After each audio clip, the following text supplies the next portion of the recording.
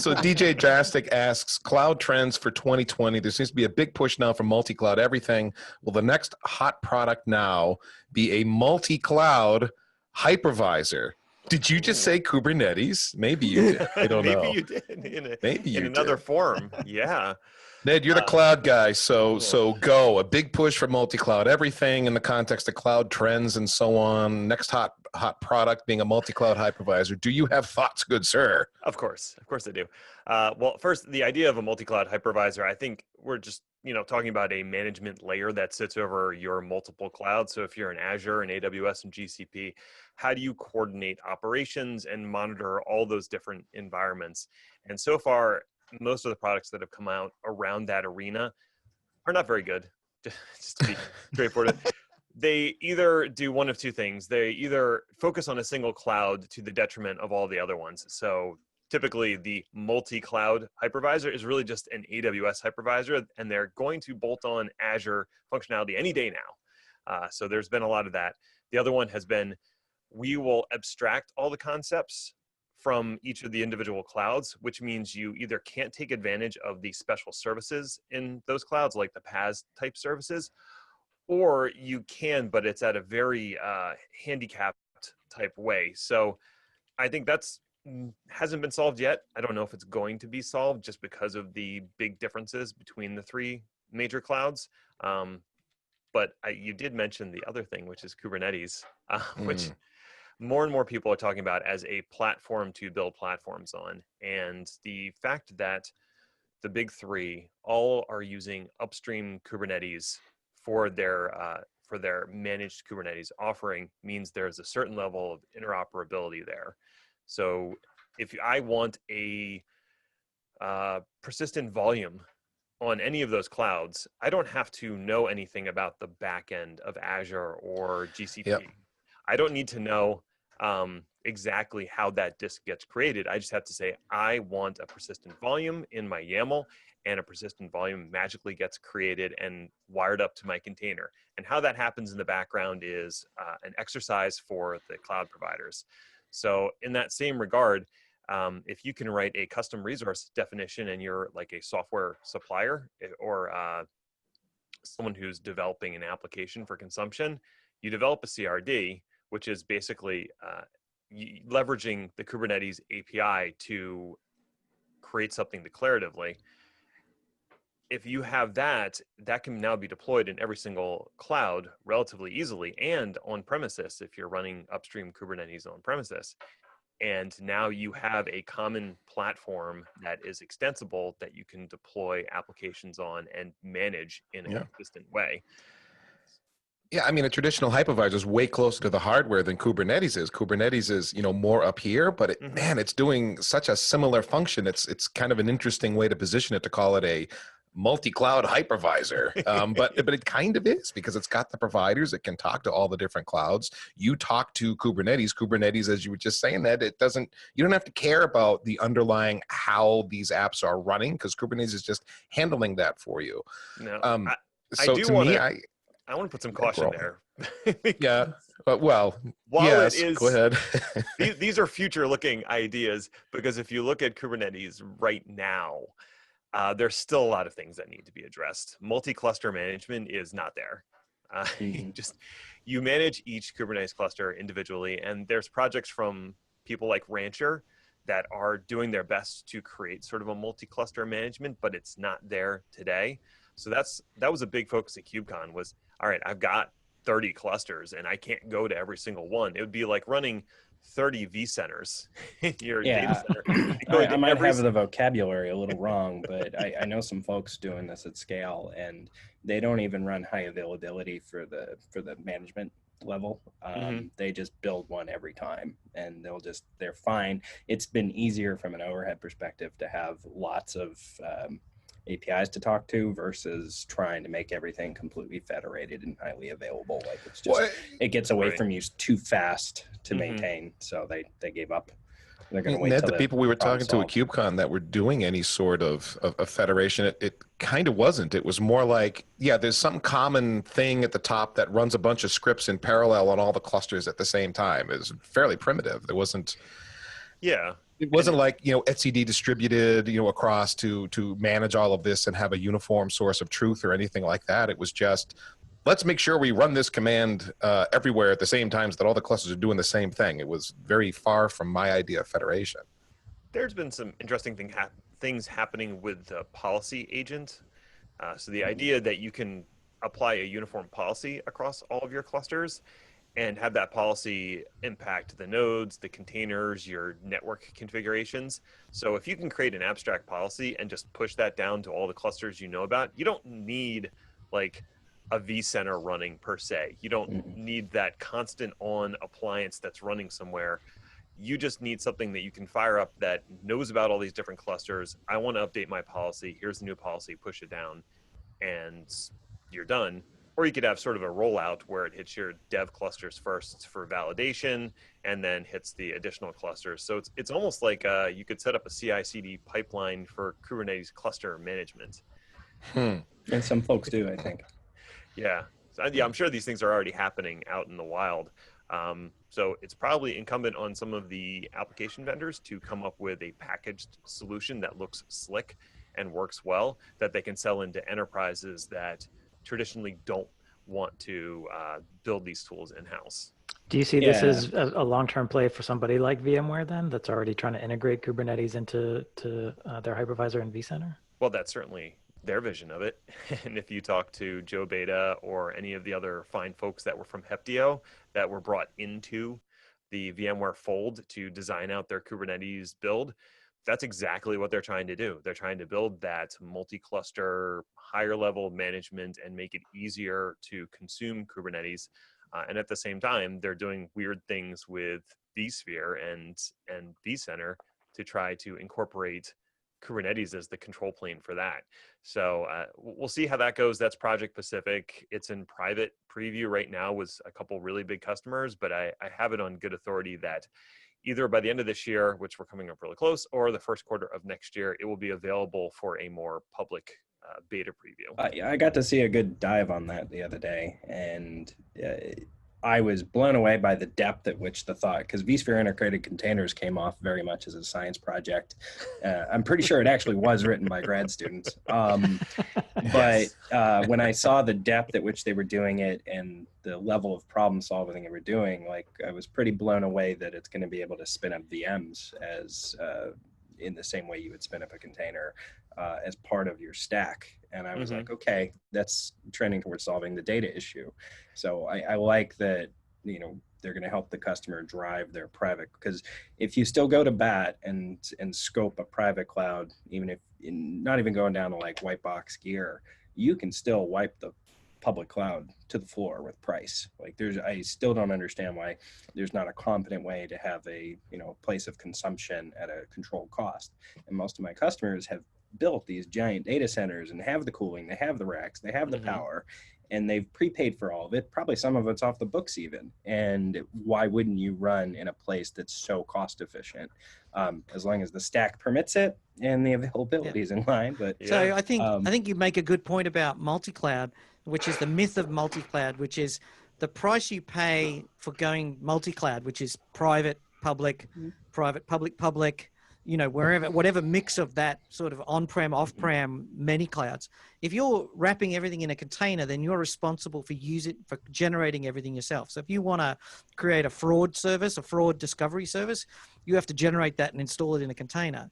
Or the smart move would be to use AWS's fraud management service, where they're actually just announced it at the last conference. You can just send data into it and it'll tell you if this is a fraudulent transaction. But as soon as you start using AWS services, you're not multi-cloud anymore. And if you're over in Google running AI data analysis and using their AI thing, then all of a sudden you're looked into Google's cloud. These clouds are aggressively proprietary. Every one of those services that AWS announced means you can't leave. Because if you're stuck using AWS's RDS, you can't just pick up that RDS and then move it on-prem. I always describe it as the least common denominator issue. So if you go try and use a cloud management platform like VRA, Morpheus, Clicker, any one of those kinds of things. As you add your endpoints in and start to try and build against a VPC or a vSphere deployment, what you find is a lot of the features or things you want to do. So let's say you go the distance and build like a security model to apply on top of a deployment in Amazon, and then you go and try and do that in Azure, and you run up against group limits and tag limits, and you totally screw up your deployment in Azure. Basically, you orphan these child objects, and there's this, 1,000 security groups out there with no things in them. Yeah, you're just, I don't know if you actually solved anything. So I think when the requirements stay light, some of those tools work very well, but then when you go the distance on them, you start. And the challenge here is the shadow IT. As soon as that developer goes off the ranch and sucks in an AWS or a Google or an Azure custom service, that's it. All your carefully plans for, a multi-cloud strategy just blew up. I think multi-cloud is basically bunk in practice. There is no way a developer is going to go into AWS and not use one of those fancy services because they've got a deadline next week, and that'll be cheaper and quicker and less work for them. So it comes down to optimization versus, state. Basically, state optimization surface trade-off, right? And all you're saying is I'm going to abstract out these multiple cloud services into a quasi cloud service that everyone can use, but I'm going to do that by abstraction, which means I lose all the optimized individual services that I can get my hands on. So yeah, I'm not really sure I see the buy there. I'm not really sure. Like, I can see multi-cloud in this situation. I'm a bank. I'm going to develop a new application that talks to customers, and I want AWS's security stuff, like Greg said. I'm going to develop that application only in the cloud, but multi-cloud for me is going to mean I'm not moving stuff between the clouds. I'm not moving workload. Yeah. I'm moving data between the clouds. And that's all it's going to mean for me. And just competently using all of them, right? Right. Yeah. That's what it really is. Greg is either muted or he just likes talking. Yeah, we lost your audio, buddy. Well, no, I was letting other people talk, and I have to press to talk. But I think the point here is that expecting people, enterprise IT, to have that discipline and control over what's happening in a DevOps environment is pretty laughable, when we already know that for many enterprises, shadow IT in the cloud, the public cloud particularly, is already rampantly out of control. I've seen different surveys showing 30 to 60% of cloud usage in enterprise IT is shadow IT. They didn't even know. Somebody just went off and started a project, and suddenly enterprise IT gets a bucket full of, AWS cloud dumped on them because the developer said, I'm finished now and I'm gone. So I'm a little bit curious. And I also think networking in the cloud is not a solved problem. I think that if you're, especially networking in Kubernetes, it's a train smash. Basically, the idea that people are going to run Kubernetes with any semblance of networking acumen or capability is pretty much a joke. It's right now, I look at Kubernetes and go, that smells like OpenStack. Ooh, those are fighting words. I think, as far as I can tell, the folks who have been involved in Kubernetes that were also involved in OpenStack at least learned something from what happened with OpenStack. And what they've tried to do is keep the core of Kubernetes very focused on what it does, and then farm out the other modules to different projects to get that part right. So here's a stable core, build on it. They've been trying to pull things out of what they call in-tree, so stuff that is in the tree of Kubernetes. They've been doing their best to kick as much out as they possibly can. Like before, the networking and the storage providers for Azure and AWS and GCP were all in-tree. They were part of that Kubernetes binary, which meant every time one of them wanted to rev something about their storage, it had to rev the entire version of Kubernetes. Well, they said that doesn't work. That's not feasible.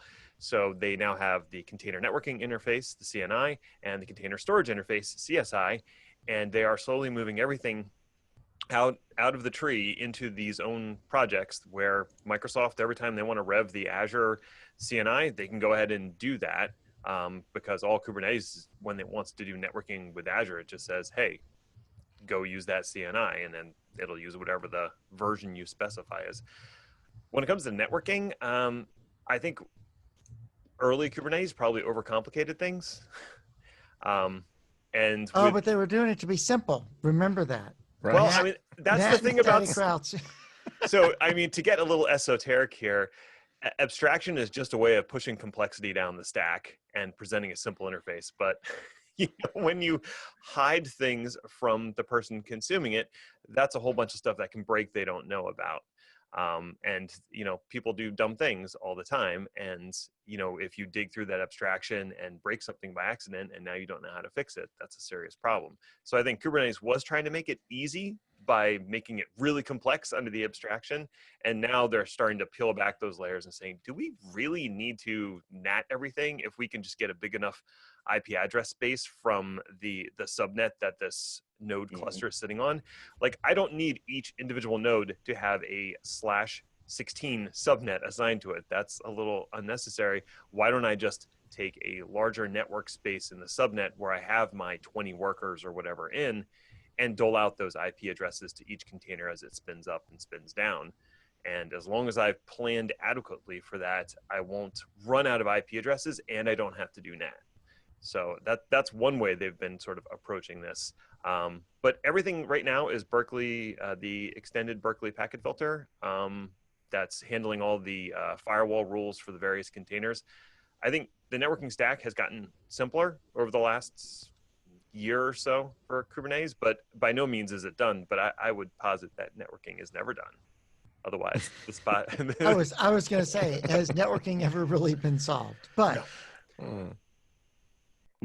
I would say, contrasting back to OpenStack, though, I remember peeling back the onion on OpenStack and wanting to just gouge my eyes out, like trying to learn it. Yeah. And then I think I did, I think it was one of the learning sites, Nigel Poulton's Kubernetes course, and I was running and in like an hour and a half. And I think from the customer perspective, anytime you have this kind of technology that's like at this level of consumption, there's a tendency to want to get into it, but then they don't realize how much of it they have to own. And when it came to OpenStack, you really had to own it. Like, there was so many things, like you had so many choices too. So there was so many ways you could, connect to the network and bind things. And there were very few opinionated stacks, and even the ones that were opinionated, you still have way too many options.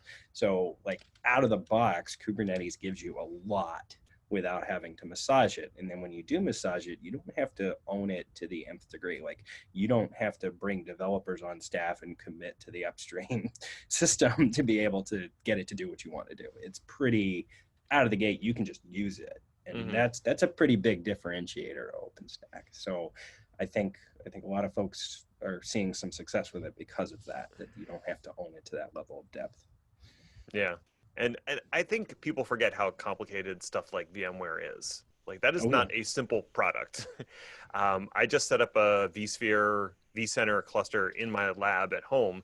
And if I compare that to how much work it is to stand up, a couple worker nodes and a master node for Kubernetes, it's actually way more work for me to get all the bells and whistles working properly for vSphere. And I think people, just because we're used to it, especially those of us who were virtualization admins, that this is all learned knowledge. We forget how difficult it was to learn this stuff up front. So I'm not worried about Kubernetes being too complicated, because we learn complicated things all the time. We just forget how much effort it was to learn it most of the time. I hope that it continues down the track that it's going on right now by maturing and sort of locking down the core and letting the other vendors build solutions on top of it. And I think in the next year or two, you're going to see a ton of software vendors start packaging their applications specifically for Kubernetes distributions, instead of, giving you an MSI to install or something along those lines. They're like, no, here's the Helm chart. Here's your license key, go.